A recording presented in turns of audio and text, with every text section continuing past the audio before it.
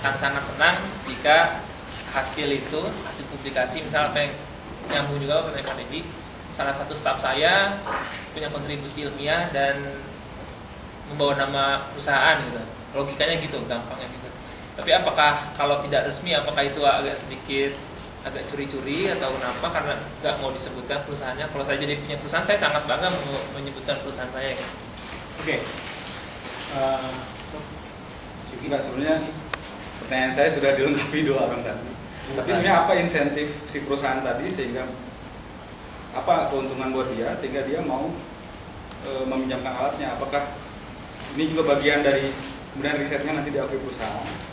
Karena kan tadi Mas Husin bilang di awal itu seharusnya ABG ya, akademik, bisnis dan government itu jangan government baru gabung di akhir bulan apa ya setelah menolak itu. Nah ini apa untungnya buat dia? Terus tadi yang ini Mas Gia kan bilang nanya tadi kenapa dipilih gula, karena ada demand dari PTPN. Nah apakah demand itu bisa diformalkan itu di engage dalam bentuk MOU sehingga PTPN juga dia terlibat dalam riset ini karena kan toh dia yang memutuskan gitu. Artinya kalau inisiatif untuk memilih gula itu datang dari researchernya itu akan ya kelihatan memang seperti iseng Mas. Jadi kita tidak ya kita mau naruh sekarang naruh gula, nanti naruh permen terus naruh cabai iseng gitu ya. Tapi kalau itu datang dari society gitu ya, dari masyarakat yang memerlukan teknologi itu akan sangat aktual nantinya Mas. Jadi kita harus cari juga nanti ke depan gitu ya. Misalnya industri apa yang kita bisa bidik yang mau ikut terlibat dalam ini gitu. Ya, mungkin tadi saya jawab yang pertama ya. Apa keuntungan perusahaan itu? Ya sebetulnya secara resmi antara IPB dengan perusahaan itu tidak ada. Ya, tapi kita mengKP-kan, mengerja praktekkan mahasiswa yang membuat, dan itu resmi.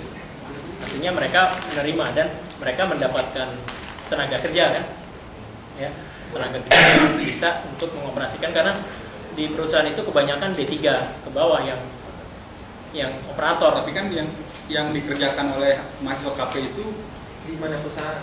Enggak, tapi dia mengoperasikan ini juga kalau nggak salah mesinnya itu dioperasikan untuk produksi mereka.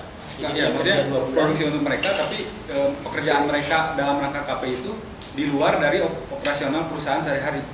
Untuk yang ini, untuk yang ya di luar jam produksi. Tapi itu di luar jam produksi dan itu boleh oleh perusahaan.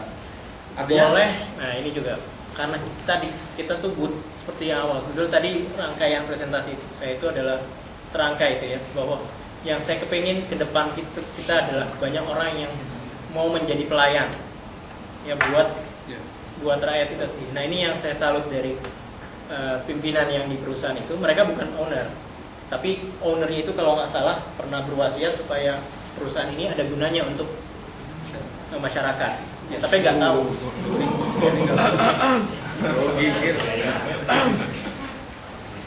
Tidak tahu untuk apa gitu ya. Nah, kemudian kita ketemu dengan pimpinan manajemennya sebelum perusahaan itu bermasalah. Ternyata kita kita pakai. Dan ketika sudah bermasalah, nah ini kita sekarang mau merintis sama seperti yang S1 dulu, tapi sekarang S2. Yang S2 ini kita mau KP-kan, ya supaya kita ada naungan apa? Ya, kalau dari yang nama yang ada tadi di slide mengatakan kalau sampai presentasinya sampai ke yang satu defek, nama perusahaan kami nggak apa-apa dicantumkan. Tapi yang 2 defek ini kita belum terlalu berani karena harus ada ini kan manajemen baru. Tapi anyway seperti itu kita harus keroyokan gitu ya. Jadi bukan berarti kita harus selalu saya pikir sebagai saintis itu seharusnya lulus birokrasi sebetulnya. Ya, nggak ada saintis yang sekaligus birokrasi itu jarang. Ya saintis itu biasanya alergi sama birokrasi. Ya, jadi saya nggak terlalu mikir waktu itu aspek legal. Bukan aspek legal ya mikirin kalau ini kan saya cantumkan kan masuk bagian bahwa saya itu concern dengan aspek legalnya. Tapi yang saya pikirkan itu adalah bagaimana goal saya tadi, iseng-iseng saya itu menjadi sebuah realita. Kalau tadi saya agak lebih setuju mengatakan bahwa kebanyakan saintis itu iseng-iseng, ya. Tapi iseng-isengnya itu terarah, ya kan? Ya, bagaimana seorang Einstein atau Newton itu cuma iseng-iseng bikin kenapa sih batu itu jatuh apel. Kita kan nggak pernah, ya, makanya ada yang bilang Newton untung kejatuhan apel. Coba kalau dia tinggal di Indonesia, kejatuhan durian nggak akan ada teori Newton kan? Ya. PTPM sendiri tidak ada kontrak resmi sebagai calon pengguna, tidak ada. Kenapa?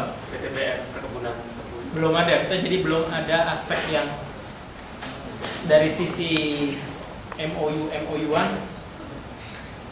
Kalau di Belanda itu kan kalau proyek STW semacam dari PT-nya Belanda itu biasanya ada yang disebut users committee meeting, dana dari pemerintah, benar. Tapi kita harus bisa meyakinkan pemerintah Belanda STW bahwa ada pihak industri yang Itu ada di berminat, tetapi bahkan kemudian tidak ada itu seberapa mau si industri ini berpartisipasi di situ.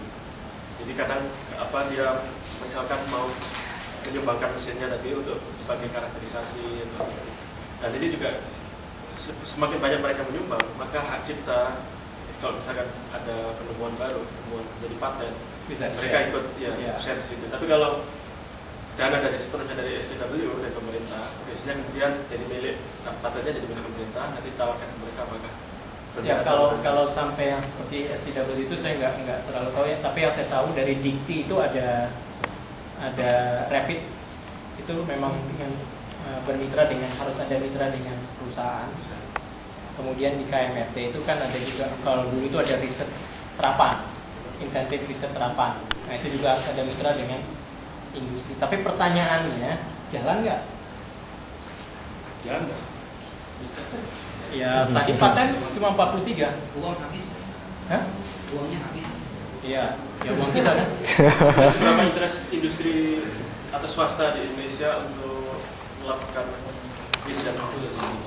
Ya yang sepanjang yang saya tahu sampai sekarang nggak ada R&D di Indonesia. Perusahaan seperti Philips, bagaimana mereka kerja di sini, inovasi apa aja yang bisa dihasilkan? Salah satu perusahaan terbanyak patennya itu kan di dunia Philips. Dan Philips mau men-spend uangnya yang banyak untuk riset yang dibuat tinggi. Nah kalau kita kan sekarang mulai ada CSR, Corporate Social Responsibility. Tapi Corporate Social Responsibility itu saya pikir mungkin karena masih awal, jadi masih sifatnya itu sosial. Ya, lebih CSR ini saya rasa kurang signifikan Pak, karena dia kan charity, dan charity itu harusnya riset ini bagian dari R&D ya. Jadi kegiatan utama perusahaan gitu. Saya sempat bilang sama pimpinan manajemen perusahaannya yang sebelum berubah manajemen baru ini, berani nggak kalau misalnya ini jadi buka divisi baru, optical device gitu misalnya, buat filter, ya filter aja lah. Di sini ada OptiSense, kalau di Twente itu ada perusahaan yang ditelurkan dari grup tempat saya kerja sekarang, itu namanya OptiSense. Itu cuma jual satu produk sensor, itu aja. Nah ini juga berani nggak kalau misalnya ini filter misalnya buat WDM, jual itu aja. Pak Yusin, kalau pulang ke Indonesia saya ada satu usulan. Ya. Jadi karena ini sangat potensial sebagai chemical sensor, artinya juga untuk gas sensor. Ini ada rekan-rekan PLN. Mereka ada satu aplikasi online partial discharge sensing. Salah satu metodenya adalah metode kimia. Jadi deteksi ini bisa dijelaskan. Jadi kalau isolasi dari kabel itu mulai terlepas, polimernya ya. Mulai ada. Ngomong dulu. Jadi ada ini organic volatile organic compound yang jadi mungkin bisa dideteksi dengan ini.